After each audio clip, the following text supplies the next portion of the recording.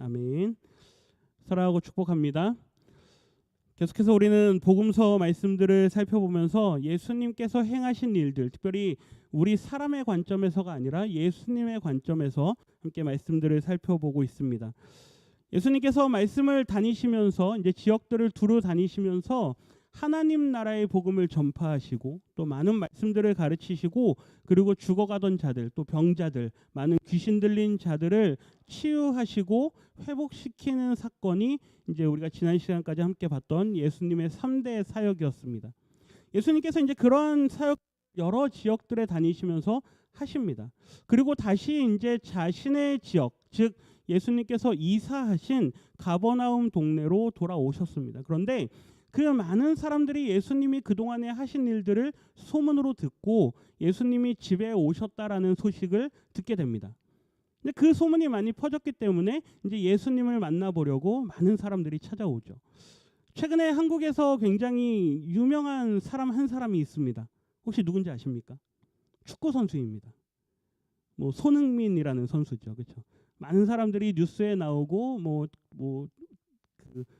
뭡니까 골을 제일 많이 넣어가지고 이제 뭐 상을 받았다 그리고 뭐 훈장도 받았다 그러니까 그 선수가 들어오는 공항부터 시작해서 뭐 다니는 데마다 사람들이 마구마구 쫓아다닙니다. 뭐 그런 거 같은 거죠. 예수님이 여러 지역들을 다니시면서 많은 사람들에게 이제 기적을 베푸시고 또 말씀을 가르치시고 또 하나님 나라의 복음을 전하시는 그러한 이야기들을 듣고 이제 예수님이 드디어 우리 동네에 오셨다. 언제나 오시나. 마치 손흥민 선수가 한국에 언제나 들어오나 그걸 기다렸던 것처럼 예수님께서 우리 동네에 언제나 오시나라고 사람들이 기다렸는데 이제 예수님께서 집으로 돌아오셨습니다. 그 소식을 듣고 많은 사람들이 예수님의 집에 이제 찾아온 것이죠. 이 말씀을 우리는 흔히 내 친구의 비유 아니면 내 친구의 어떤 그런 믿음 이러한 제목으로 오늘 읽은 본문 말씀을 우리가 그동안 많이 들어왔고 또 아마 그렇게 많이 읽어 오셨을 겁니다. 4명의 친구들이 한 중풍병 걸린 사람을 이제 들것에 실어서 예수님에게 데려왔는데 문제는 사람들이 너무 많아가지고 그곳에 들어갈 수 없었던 이유로 이 4명의 친구들이 어떻게 합니까? 지붕 위로 올라갑니다. 그리고 지붕을 뜯고 그 환자를 달아내리죠. 이제 그 사건을 우리는 이제 보면서 4명의 이 친구들의 믿음에 관해서 그동안 우리는 많은 말씀을 들었습니다. 저도 어렸을 때부터 이 말씀을 읽으면 늘 4명의 친구들의 믿음에 관한 말씀으로 많이 읽었습니다. 그렇게 많이 또 말씀을 들었고요. 그런데 이 말씀을 자세히 살펴보면 이 말씀은 4명의 친구들의 믿음에 관한 말씀도 맞지만 그것보다 더 우선되는 말씀이 있다라고 하는 것입니다. 우리는 오늘 그것에 대해서 함께 좀 생각을 해볼 것입니다. 그래서 오늘 말씀의 제목은 흔히 우리가 들어왔던 것처럼 내 친구의 믿음 뭐 이런 종류의 우리 사람의 믿음에 관한 말씀이 아니고 예수님께서 왜 오늘 이 중풍병자를 고치시는가에 대한 그 초점을 가지고 이 말씀을 함께 살펴볼 것입니다. 제가 지금 화면에 보시면 3군데의 말씀을 기록해 놨습니다. 마태복음 9장 그리고 마가복음 오늘 읽은 2장 그리고 누가복음 5장에 이 3 말씀 본문에서 이 사건이 공통적으로 다 기록되어 있습니다. 왜 마태, 마가, 누가 이 3사람이 다 공통적으로 이 사건을 빠뜨리지 않고 기록을 했을까요? 왜 그랬을까요? 어떤 말씀은 어떤 사건은 어디 다른 데만 기록돼 있고 마태는 기록했지만 누가는 기록하지 않고 또 어떤 사건은 마가는 기록했지만 마태는 기록하지 않고 이런 식으로 사건들이 다 똑같이 기록돼 있지는 않습니다. 그런데 많은 사건들 중에서 오늘 이 중풍병자를 고친 이 사건은 마태, 마가, 누가 3사람 다 공통적으로 기록하고 있습니다. 왜 그럴까요? 중요하기 때문에. 그렇죠. 이 사건이 중요한 사건이기 때문입니다. 그런데 특별히 이 사건이 중요한 이유가 이 앞서 말씀드린 것처럼 4명의 친구들의 믿음을 보여주기 때문에 이 사건이 중요한 것이 아니고 이 사건을 통해서 예수님께서 특별히 우리에게 가르치시고 보이신 것이 있기 때문에 중요한 것입니다. 오늘은 이것을 좀 같이 한번 생각을 해볼 것입니다. 다시 본문 말씀 1절과 2절 말씀 우리 같이 한번 읽어봅니다. 수일 후에 예수께서 다시 가버나움에 들어가시니 집에 계시다는 소문이 들린지라 많은 사람이 모여서 문 앞까지도 들어설 자리가 없게 되었는데 예수께서 그들에게 도를 말씀하시더니. 아멘. 서두에 말씀드린 것처럼 예수님께서 여러 지역들을 다니시면서 말씀을 전하시고 많은 것을 행하셨습니다. 그 소문이 이제 여기저기 퍼지게 되었죠. 그리고 예수님이 소위 하는 말로 유명 인사가 되었습니다. 이 갈릴리 지역에서도 이제 예수님이 유명 인사가 되었습니다. 그래서 예수님이 이제 우리 동네, 즉 가버나움으로 언제나 오시나라는 걸 사람들이 기다렸죠. 근데 마침 예수님께서 이제 가버나움으로 들어오십니다. 그리고 집에 계시다는 소문이 사람들에게 이제 퍼져나가죠. 예수님이 오셨대. 예수님이 돌아오셨대. 한번 보러 가보자.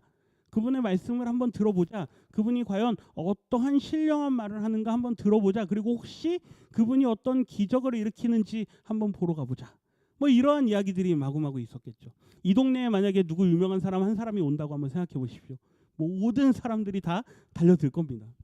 마찬가지로 예수님의 집에 이 많은 사람들이 찾아왔습니다. 그래서 문 앞까지도 들어설 자리가 없게 되었다라고 성경은 기록하죠. 꽉꽉 들어찼습니다. 그래서 이제 예수님께서 그들에게 말씀을 한참 전하시게 되죠. 그렇게 말씀을 전하시게 되는데 사람들이 이 한 명의 중풍병자를 위해서 네 사람에게 시켜서 이 사람을 달아가지고 예수님에게 데려가라라고 이제 요청을 합니다. 정확하게 네 명의 친구라고 하는 번역은 성경엔 없습니다. 근데 우리는 이제 어려서부터 어떻게 많이 알아왔습니까? 네 명의 친구라고 보통 많이 알아왔죠. 이 사람을 그냥 데리고 갔는데 들어갈 수가 없으면 애지간한 관계가 아니면은 그냥 포기할 만한데, 그렇죠? 일부러 그 지붕까지 올라가가지고 그리고 지붕을 뜯으면서까지 이 환자를 내릴 정도면 이 사람들의 친분이 어느 정도였겠는가라는 차원에서 아마 친구였을 것이다라고 이야기를 하는 것입니다. 그런데 잘 보면 사람들이 이 네 명의 사람들에게 요청을 하는 장면입니다. 말씀을 다시 한번 자세히 보십시오.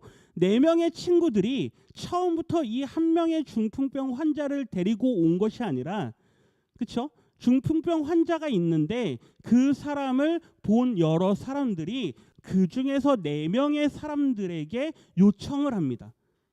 그러면서 이 사람을 좀 데리고 예수님에게 좀 가십시오라고 요청을 하는 거죠. 이 말을 듣고 그냥 안 하고 싶습니다 그러면서 피할 법도 하죠. 그리고 그냥 뭐 내 일이 아니기 때문에 그냥 무관심하고 지나칠 법도 합니다. 아니면 그냥 말 그대로 집 앞에까지는 갈 수 있죠. 그런데 거기에 이제 사람들이 너무 많으니까 이건 뭐 못하겠다. 뭐 다음에 예수님 언제 오시면 한번 해봅시다. 이러면서 끝날 법하기도 합니다. 그런데 이 네 명은 거기에서 멈추지 않는 것이죠. 이 관계가 어떤지는 우리는 알 수는 없지만 어찌됐든 중요한 건 이 네 사람 다 한 사람도 포기하지 않고 이 환자를 고치기 위해서 반드시 예수님 앞으로 데려가야 한다라는 뭔가 나름의 어떤 절박함이나 어떤 예수님에 대한 믿음이 있었던 것 같습니다. 뭐 그 중에 어떤 사람은 아마 기적을 보고 싶은 그런 마음이 있었는지도 모르겠죠. 아니면 정말로 예수님이 병을 고치는지 시험해보고 싶은 마음이 있었는지도 모르겠습니다. 그것에 대한 기록이 없기 때문에 우리는 어떻게 판단할 수는 없지만 중요한 것은 이 네 사람이 이 사람을 데리고 이 한 명의 중풍병 환자를 데리고 지붕 위로 올라갔다라고 하는 것입니다. 그리고 나서는 그 사람을 어떻게 합니까? 지붕을 뜯어서 내려보내죠. 여기까지 우리가 너무나도 잘 아는 말씀입니다.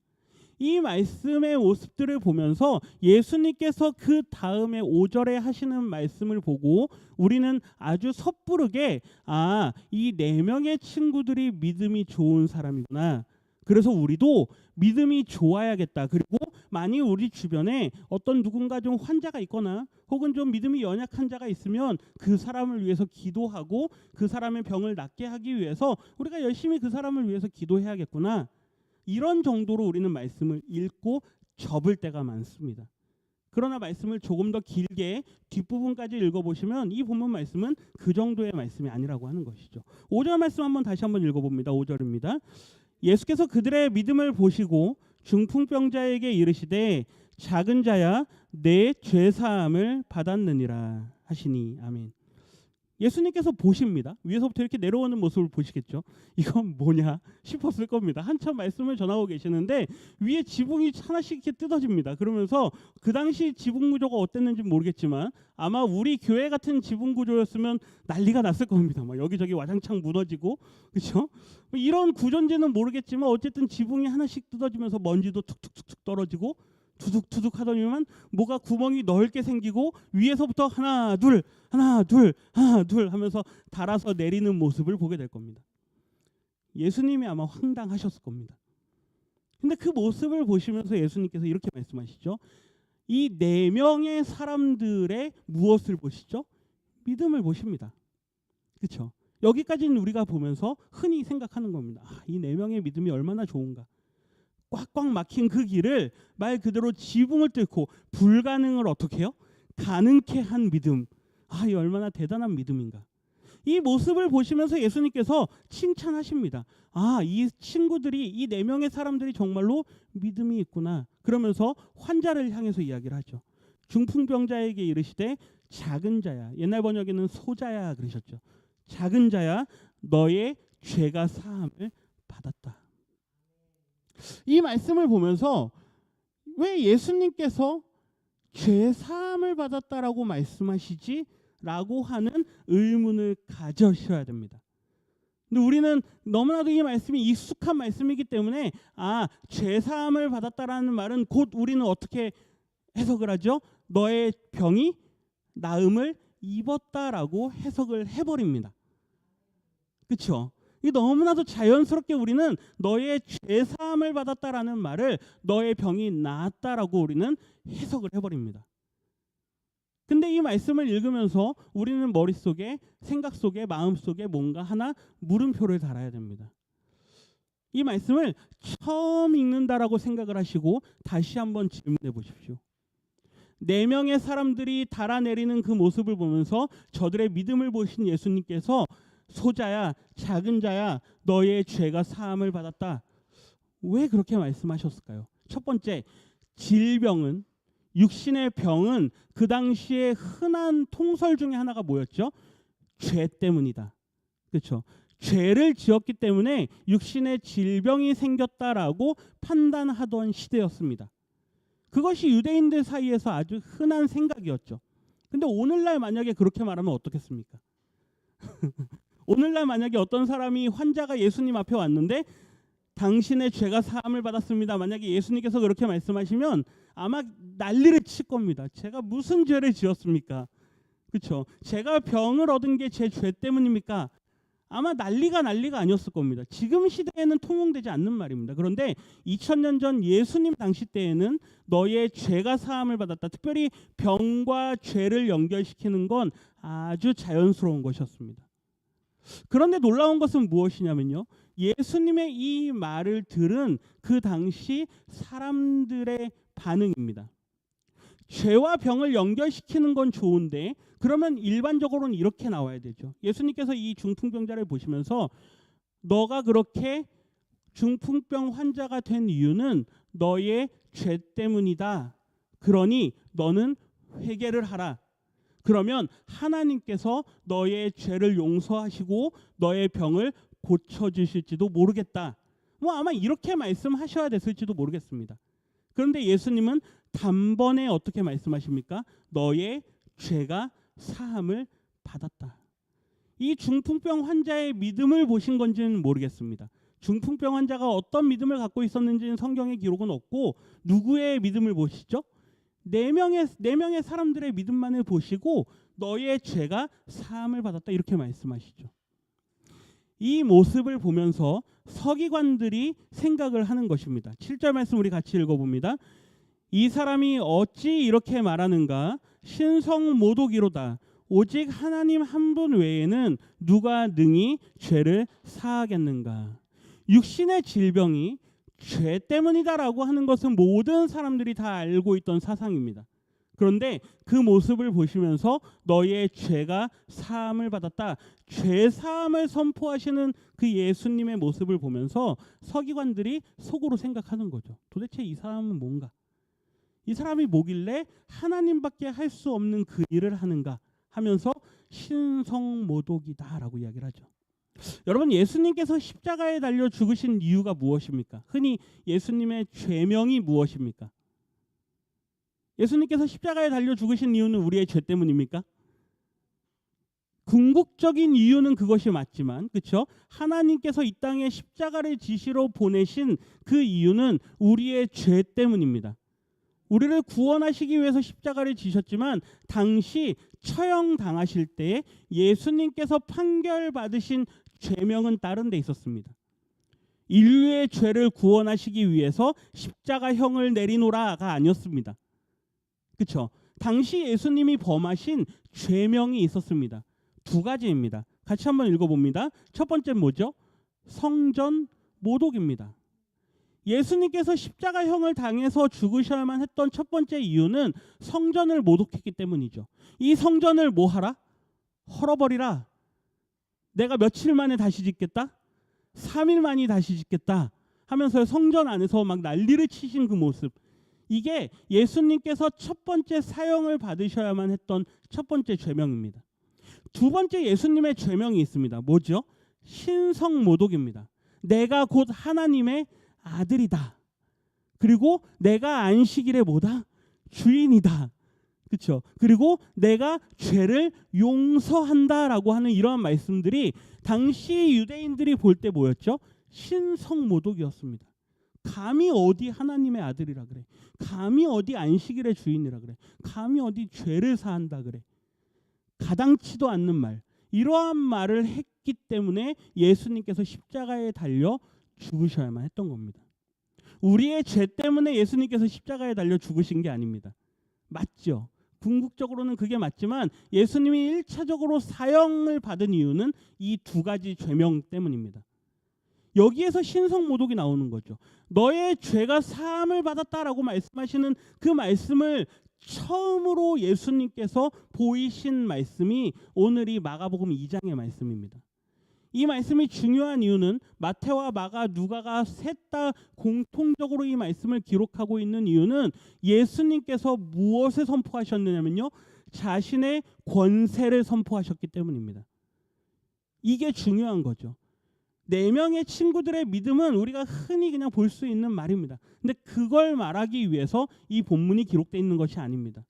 예수님이 어떠한 분이신가? 우리가 계속해서 예수님이 어떠한 분이신가에 대해서 생각을 하고 있는데, 오늘 이 말씀의 기록 목적은 예수님은 권세를 가지신 분이십니다. 이것을 우리에게 보여주기 위해서 이 말씀을 기록하고 있다는 것이죠.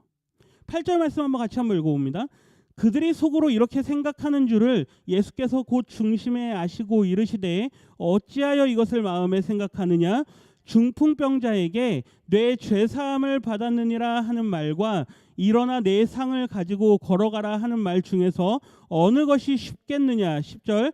그러나 인자가 땅에서 죄를 사하는 권세가 있는 줄을 너희로 알게 하려 하노라 하시고 중풍병자에게 말씀하시되. 아멘. 이 말씀 한번 잘 보십시오. 서기관들이 속으로 생각을 합니다. 저 사람은 도대체 뭔가? 도대체 하나님밖에 할 수 없는 죄를 사하는 권세를 저 사람은 뭐길래 저렇게 행하고 있는가? 예수님께서 그 속마음을 아실까요? 모르실까요? 다 아십니다. 아시고 속으로 그들의 그 속마음을 아시고 이렇게 말씀하시죠. 봐라, 내가 죄가 용서함을 받았다라고 말하는 것과 일어나서 내 상을 들고 가라라고 하는 말 중에서 어느 게 더 쉽겠느냐? 한번 생각해 보십시오. 어느 게 더 쉬울까요? 상 들고 걸어가라, 이게 더 쉬울 겁니다. 그렇죠? 왜요? 그냥 바로 상 들고 걸어가 버리면 되니까. 근데 죄가 사함을 받았다라고 하는 말은 그 사람이 죄 사함을 받았는지 못 받았는지 우리가 알 수 있습니까? 없습니까? 없죠.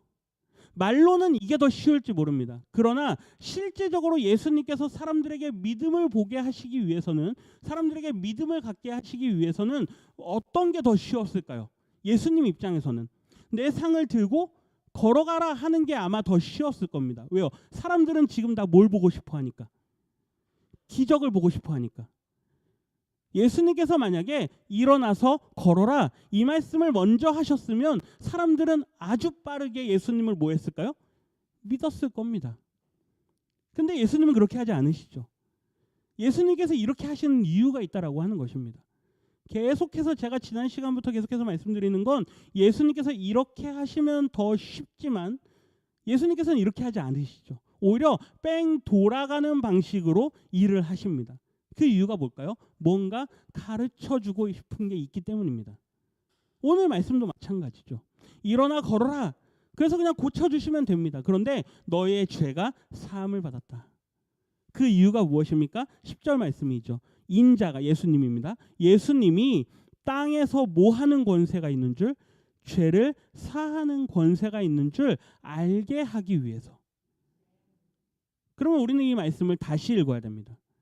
이 말씀이 우리에게 보여주는 이유는, 이 말씀이 기록된 이유는 4명의 친구들의 믿음을 우리에게 보여주기 위한 것이 아니라는 것이죠.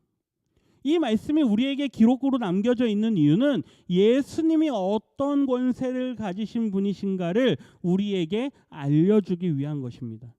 복음서가 그것 때문에 기록되었습니다.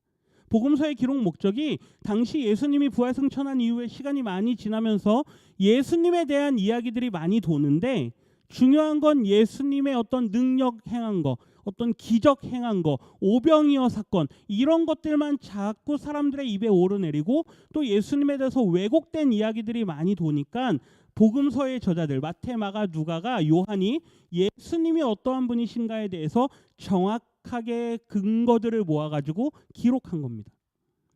그렇기 때문에 기록 목적이 있다는 것이죠. 예수님이 어떠한 분이신가에 대해서 우리에게 알려주기 위한 것입니다. 이 말씀을 자꾸 사람에게 초점을 맞춰서 읽으면 안 된다는 것이죠.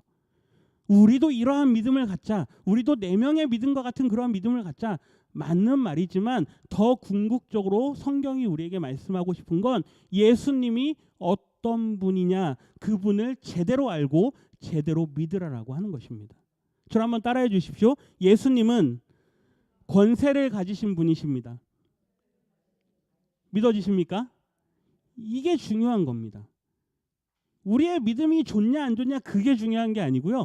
예수님이 어떠한 분이신가? 예수님은 권세를 가지신 분이시다. 이 권세라는 단어가 엑수시아라는 단어인데요. 이 단어를 성경에서 예수님을 향해서 여러 번 사용합니다. 특별히 예수님이 가지신 권세를 여러 가지로 보여주는데, 첫 번째 우리가 볼 수 있는 건 지난 시간에 본 것처럼 뭐 하는 권세요? 가르치시는 권세. 한번 말씀을 같이 한번 읽어봅니다. 2절입니다. 갈릴리의 가버나움 동네에 내려오사 안식일에 가르치심에 그들이 그 가르치심에 놀라니 이는 그 말씀이 권위가 있음이로라. 예수님께서 말씀을 가르치시는데 그분의 그 가르침의 권세가, 여기 권위라고 번역됐는데 옛날 성경에는 권세라고 번역을 했습니다. 그게 더 맞는 번역입니다. 예수님의 가르치시는 권세가, 가르치시는 그 권세, 즉 사람의 말과 같지 않고 그들이 익숙하게 들어왔던 서기관들의 가르침과 같지 않고 예수님께서 가르치시는 이 가르침이 뭔가 신적인 능력이 있는 가르침, 즉 하나님께서 말씀하시는 것과 같은 말씀을 정확하게 풀이해 주시는 이 모습, 이 모습을 보면서 사람들이 뭐 하죠? 놀라는 겁니다. 제가 한번 여쭤보겠습니다. 어떤 사람의 가르침을 받고 심히 놀라보신 적이 있으십니까? 없습니다. 아무리 대단한 가르침을 우리가 받는다고 해도요, 아무리 유명한 교수님이 우리 교회에 와가지고 말씀을 전해주신다 해도요, 우리 성도님들 눈 하나 깜짝 안 하실 겁니다. 아무리 세계적으로 유명한 학자 교수님이 오셔가지고요, 뭐 대단한 말씀을 가르쳐 주시고 최근에 막 발전된 어떤 무언가를 보여준다 그래도요, 우리 성도님들 눈 하나 깜짝 안 하실 겁니다. 도대체 예수님의 가르침이 어느 정도였길래 사람들이 놀라냐 이거죠. 이해가 되십니까? 권세가, 예수님의 그 가르침의 권세가 대단한 걸 뛰어넘는다라고 하는 것입니다. 이것은 인간적인 가르침이 아니라는 것이죠. 두 번째, 예수님의 권세가 또 있습니다. 죄사하는 권세죠. 오늘 말씀에 있는 말씀입니다. 우리 다시 한 번 더 읽어보겠습니다.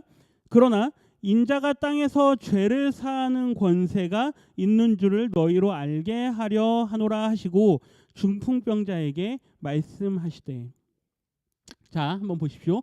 예수님의 3대 사역이 뭐였습니까? 첫 번째, 가르치시는 일이었죠. 가르치시는 거를 그냥 하셨습니까? 아닙니다. 뭘 가지고 하셨죠? 권세를 가지고 하셨습니다. 예수님의 두 번째 사역은 뭐죠? 고치시는 사역입니다. 귀신을 쫓아내는 사역이죠. 가르치시고 그 다음에 고치시는 이 사역도 그냥 하시지 않으십니다. 뭘 가지고 하시죠? 권세를 가지고 하십니다. 이해가 되십니까? 예수님의 가르침뿐만 아니라 고치시는 일도 권세를 가지고 하십니다. 귀신을 향해서 뭐 하십니까? 꾸짖으십니다. 질병을 향해서 뭐 하시죠? 꾸짖으시죠. 자연을 향해서, 바람을 향해서, 바다를 향해서 뭐 하십니까? 꾸짖으십니다. 권세를 가지고 고치시는 분이십니다. 세 번째, 예수님께서 뭐 하시는 권세를 갖고 있냐면요, 통치하는 권세를 가지십니다. 우리 마가복음 1장 27절 말씀 같이 한번 읽어봅니다. 다 놀라 서로 물어 이르되 이는 어찌미냐 권위 있는 새 교훈이로다. 더러운 귀신들에게 명령한즉 순종하는도다 하더라. 이 말씀은 예수님께서 고치실 때도 사용하셨던 권위이지만 동시에 예수님께서 통치자다라고 하는 자신의 정체성을 드러내실 때도 사용하시는 권세입니다. 예수님께서 무엇을 통치하시죠? 어두움의 세력을 통치하십니다. 귀신을 쫓아내시죠. 그리고 앞서 말씀드린 것처럼 바다를 향해서 꾸짖으십니다. 잠잠하라. 그렇죠? 예수님께서 이렇게 말씀하십니다. 같이 한번 읽어봅니다. 예수께서 나와 말씀하여 이르시되 하늘과 땅의 모든 권세를 내게 주셨으니, 예수님이 마지막 승천하실 때 하시는 말씀이시죠. 나에게 아버지 하나님께서 모든 권세를 주셨다. 하늘과 땅의 모든 권세, 이것이 무엇입니까? 다스리는 권세. 하나님이 가지신 권세가 무엇이죠? 통치하는 권세입니다. 그 권세를 예수님에게 주셨다라고 하는 것이죠. 말씀에 담진 않았지만 나중에 에베소서 말씀에 보면, 그리고 골로새서 말씀에 가보면 그분의 그 권세에 대해서 이야기합니다. 모든 열방이 예수님 앞에 무릎을 꿇고, 그렇죠? 모든 민족이 예수님 앞에 나와서 무릎을 꿇고, 모든 머리에, 만물의, 만교회의 머리가 되신 예수님, 그분에게 권세를 주셨다. 이게 에베소서와 골로새서의 말씀입니다. 예수님이 통치하시고 다스리시는 세상이 어떤 세상일까요? 하나님의 나라, 천국입니다. 예수님의 3대 사역을 우리가 생각해 볼 때 가르치시고 고치시고 선포하시는 일, 전파하시는 일, 그 일이 무엇을 전파하시는 일이죠? 하나님의 나라, 천국 복음을 전파하시는 일입니다. 그 하나님의 나라를 통치하시고 다스리는 권세가 있는 분이 누구냐? 예수님이시라고 하는 것이죠. 오늘 이 마가복음뿐만 아니라 마태복음, 이 누가복음, 이 세 군데의 말씀에 공통적으로 기록되어 있는 이 죄사하는 권세가 있는 분이라는 걸 사람들로 하여금 알게 하기 원하셨던 이 본문 말씀은 우리로 하여금 예수님의 권세를 알라라고 말씀하고 있는 것입니다. 예수님의 권세가 이해가 되십니까? 이 말씀의 끝부분을 같이 한번 읽어보겠습니다. 2절입니다. 내가 내게 이르노니 일어나 내 상을 가지고 집으로 가라 하시니 그가 일어나 곧 상을 가지고 모든 사람 앞에서 나가거늘 그들이 다 놀라 하나님께 영광을 돌리며 이르되 우리가 이런 일을 도무지 보지 못하였다 하더라. 아멘. 예수님께서 이렇게 말씀하시죠. 내가 내게 이르노니 일어나 내 상을 가지고 어디로 가라? 집으로 가라. 제일 쉬운 일이었을 겁니다. 예수님 입장에서는. 일어나 가라. 말씀만 하시면 되는 거죠. 굳이 뺑 돌아와서 너의 죄가 사함을 받았다. 그리고 사람들이 이상하게 생각하는 걸 감지하셔야 되고 그것을 설명하셔야 되고 그럴 필요가 없습니다. 그냥 네 명의 친구들의 믿음을 보니까 너를 고쳐줄 만하다. 그러니 너는 가라. 이렇게 하셨으면 아주 빠르게, 그리고 뭐 하던 일을 계속 하실 수 있었겠죠. 지금 사람들이 얼마나 많습니까? 그 많은 사람들에게 말씀 전하는 일을 계속 하실 수 있었을 겁니다. 그런데 그렇게 하지 않으십니다. 하던 일을 멈추시고 이걸 통해서 예수님 자신이 어떤 권세가 있는 분인가를 사람들에게 알려주기 원하셨던 것이죠. 우리는 예수님의 권세에 대해서 알아야만 합니다. 예수님은 가르치시는 권세가 있으신 분이시고 고치는 권세가 있으신 분이시고 또한 선포하는, 통치하는 권세가 있으신 분이십니다. 이걸 안다면 우리가 4명의 친구들과 같은 믿음을 가집시다. 이렇게 말씀드리지 않아도 우리는 예수님을 믿을 수밖에 없게 되는 것이죠. 어느 게 더 쉬울까요? 어느 게 더 쉬울까요? 4명의 친구들과 같은 믿음을 가집시다. 이게 더 쉬울까요? 예수님의 권세를 제대로 믿읍시다. 어느 게 더 쉬울까요? 후자가 더 쉽습니다.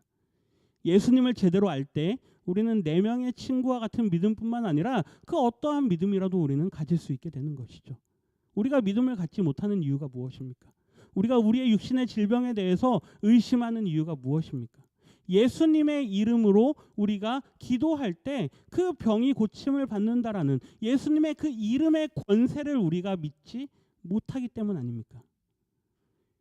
예수님의 이름에 능력이 있다라고 말씀했습니다. 예수님의 이름에 구원이 있다라고 말씀했습니다. 그 이름 외에는 다른 이름을 우리에게 주신 적이 없다라고 말씀했습니다. 그 이름의 권세, 그 이름의 능력을 믿으시는 우리 모든 성도님들 되시기를 주님의 이름으로 축복합니다.